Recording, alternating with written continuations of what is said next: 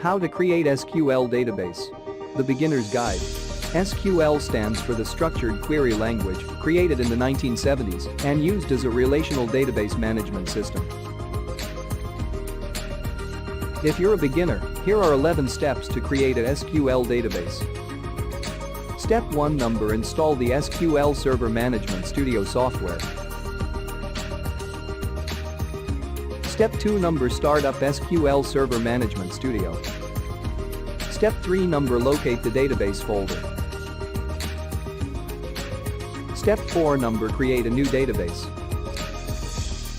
Step 5. Create a table. Step 6. Create the primary key. Step 7. Understand how tables are structured. Step 8.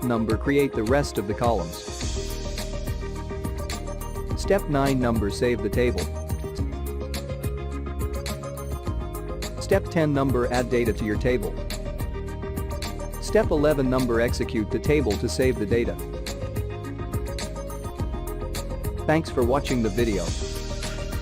If you need professional programmers to help you with your studies, you can seek instant online assignment help from us.